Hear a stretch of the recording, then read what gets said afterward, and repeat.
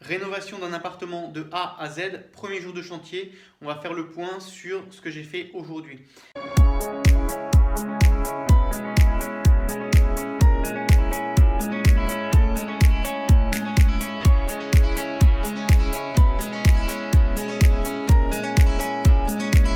Alors voilà, donc premier jour, qu'est-ce qui s'est passé? Je suis encore un petit peu dans la prise de possession des lieux.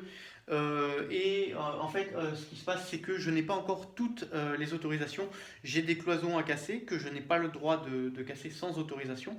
Maintenant, ça ne m'a pas empêché de... Là, tu peux voir, il y avait une porte. J'ai démonté la porte et puis j'ai enlevé le cadre de porte. Ça, c'est pas une cloison. Je pense pas qu'on puisse me le reprocher. Donc je l'ai fait pour celle-ci et puis je l'ai fait pour la porte qui va du couloir à la cuisine. Et puis ensuite, je me suis attaqué au perçage des dalles pour ma nouvelle salle de bain et puis la fameuse canalisation qui se retrouve un petit peu au milieu de ma cuisine et qu'il faut déplacer le long du mur. Donc du coup, il faut repercer deux trous dans la dalle inférieure et c'est ce que j'ai fait également en ce premier jour. Alors le premier jour, c'est aussi l'occasion de faire tous les préparatifs de chantier. Tu vois par exemple, lorsque je suis arrivé, à la porte d'entrée, première chose que j'ai fait, j'ai changé la serrure, j'ai changé le barillet. Je sais pas, j'ai qu'à avoir un cambriolage, je me fais voler mes outils ou quoi que ce soit. Déjà c'est me dire que c'est une personne d'avant qui avait un double de la clé. Peut-être pas le propriétaire, mais peut-être, je sais pas, enfin peu importe. Voilà, déjà c'est une hypothèse de moins que je peux enlever. Donc première chose, changer la serrure. Ensuite également, ce que j'ai fait, j'ai installé un compteur provisoire. Oui, parce que si tu veux, sur un chantier, quand on fait du provisoire, ça dure toujours plus longtemps que ce qui était prévu. Donc il faut, quand je fais du provisoire, j'essaye de faire un truc propre et du coup je me suis fait un joli tableau électrique de chantier qui va pouvoir protéger l'installation et puis également me protéger durant tout le temps des travaux jusqu'à ce que l'installation d'électricité définitive soit faite. Pareil, donc dans les préparations de chantier, ce qu'il va y avoir à faire, ça va être raccorder les nouveaux écoulements, ce qui fait que je vais pouvoir, par exemple, si je me lave les mains dans un seau d'eau, je vais pouvoir vider mon seau d'eau dans un diamètre 100. Voilà, ça fait partie des choses. Et puis également, avoir une alimentation où je vais pouvoir puiser de l'eau. Parce que là, pour le moment, si tu veux, quand j'ouvre au général, je peux puiser de l'eau, mais il y a une fuite au niveau du compteur, quoi. Donc, ça fait partie des choses. Je suis sur un chantier, mais il va falloir que je mette ça carré.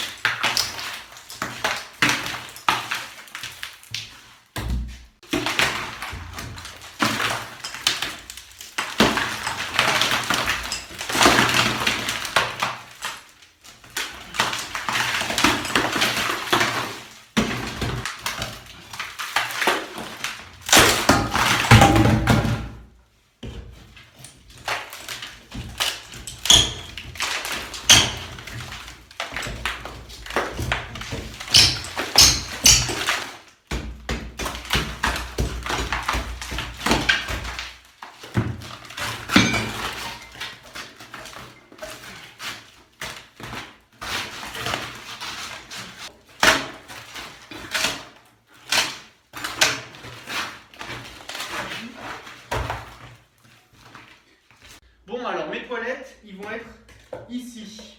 Et puis on va se retrouver en dessous, dans les caves. Donc, je vais faire un petit trou, histoire de voir où est-ce qu'on tombe.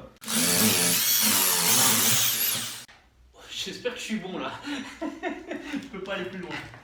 C'est pas parce qu'on travaille sans toilette et presque sans eau courante qu'on peut pas avoir un peu de confort. Donc un petit feu de cheminée, ça fait toujours du bien. Là, j'ai décidé de me faire un tableau pour pouvoir brancher mes appareils dessus provisoire, mais du provisoire, on va dire, qui va pas. T'as pas de rallonge où ça tient parce que c'est accroché par les bornes ou ce genre de choses. Là, c'est quelque chose qui va pouvoir tenir tout le temps de mon chantier. Et donc du coup sur ce tableau, j'ai fait deux lignes. J'ai fait une ligne qui sera pour mes prises où je brancherai mes machines dessus et puis une ligne où je brancherai mes éclairages. Voilà. Et puis donc là j'ai un 30 milli. Ici j'ai un C16 pour mes prises et puis ici j'ai un C10 pour mon éclairage. Et puis là, ça c'est un module que j'ai acheté sur internet. Je ne sais pas encore ce que ça vaut, donc je vais le tester pendant ce chantier. Et puis si j'en suis content, je te ferai une petite review. En fait, voilà, ça va t'afficher la tension, l'intensité et puis la puissance consommée. C'est un petit truc que j'ai trouvé et bon bah on va tester et je t'en reparlerai plus tard. Voilà, donc là déjà on a le tableau qui est fait. Maintenant je vais raccorder le dessus de mon 30 milli à ça. et puis voilà, bah, j'aurai mon tableau qui est préparé. Voilà, donc là maintenant ces deux fils là je vais les raccorder là-dessus, mais pour ça il va falloir que je passe dans le noir. Donc je vais être dans le noir et il y aura encore du jus là-dessus. Et là c'est pas la partie de plaisir. Ok, hop. Donc là ben voilà, hein, concrètement, hop, on va. Voilà. Ouh, ok. Alors ce que je fais là, si t'es pas électricien, il faut pas le faire. Parce que clairement, il y a des risques de prendre un coup de jus. Et puis un coup de jus, c'est aussi le risque d'y rester. Quand il y a du jus comme ça, j'évite toujours de toucher avec la main gauche. Parce que bah, côté gauche, il y a le cœur. Et puis donc là, bah, concrètement, je vais mettre les mains. Donc déjà, j'utilise des outils qui sont isolés électriquement 1000 volts. C'est-à-dire que là, si je pince quelque chose avec cette pince-là, bon bah, je suis isolé par l'outil. Il faut juste pas que je mette mon doigt sur la partie métallique. Mais de toute façon, ça, faut pas le faire.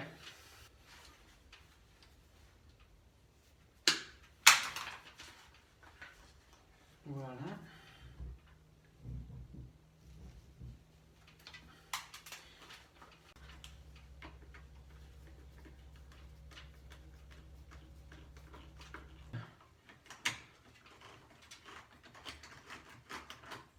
Voilà. Ok, donc ça c'est fait. Maintenant, si je mets lui en marche, tac. Oui, c'est bien ça. Cosfi 0. Ah, voilà. 224 volts, 0 ampère, 0 watts. Bah ouais, lui il est descendu, lui il est descendu. C'est pas mal ça. Tu vois là déjà, matériel électrique chinois, je teste. Ça c'est pas un bon point là, tu vois, regarde, je te montre. Là j'ai ma prise qui s'allume, lui il s'allume pas. Parce qu'en fait, tu as des faux contacts ici. Bon là c'est pareil, ça ce que je fais, tu le fais pas parce que c'est dangereux, tu as du jus là, tu vois. Tu vois, là. Et il veut pas s'allumer parce que tu as un faux contact à la con. Ou alors il a déjà grillé. Bon bah j'en suis arrivé à la conclusion que ce petit boîtier là, c'est une grosse merde et je ne te conseille pas de l'installer sur ton tableau électrique si jamais tu en as l'envie. Tu as des bornes qui sont juste merdiques.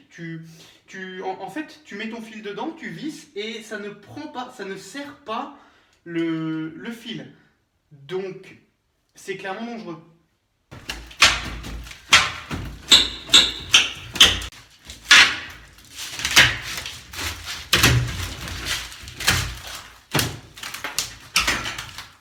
Hop.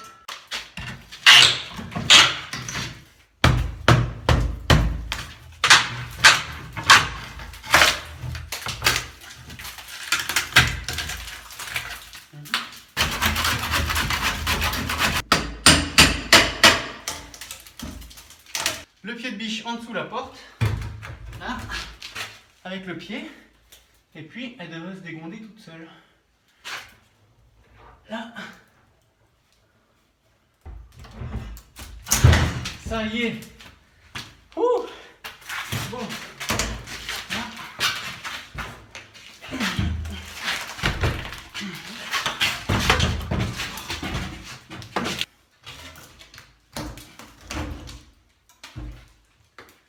Alors là, tu vois, on est dans la cave et puis ça, c'est l'autre bout de mon trou avec mon diamètre 100 qui va permettre de raccorder les toilettes. Et puis, alors, donc, si tu veux, comme par hasard, en plein dans l'alignement, on a la canalisation d'eau froide du bâtiment.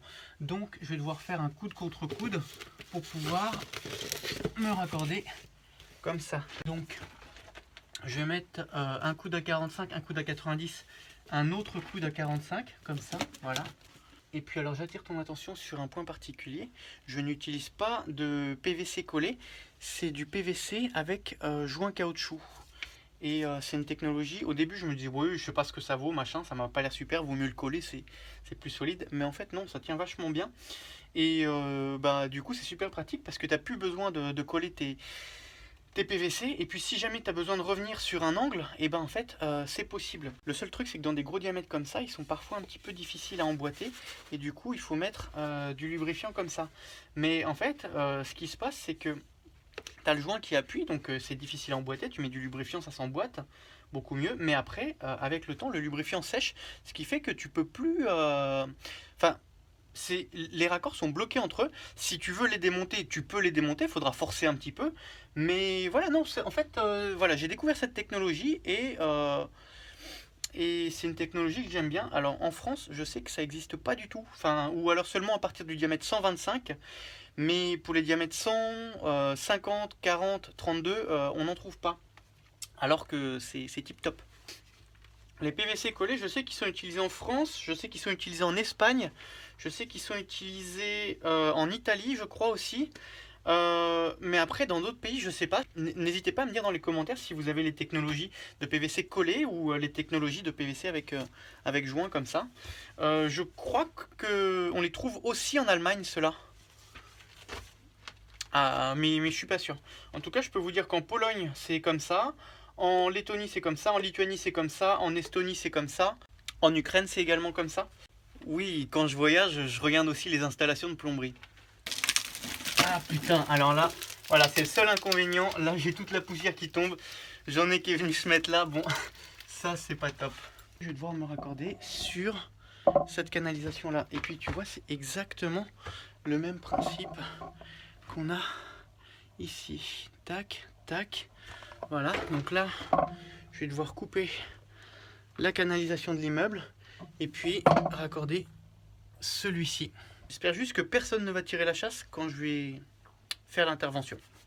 Voilà, alors si tu as aimé cette vidéo, n'hésite pas à mettre un like, à partager et puis à commenter.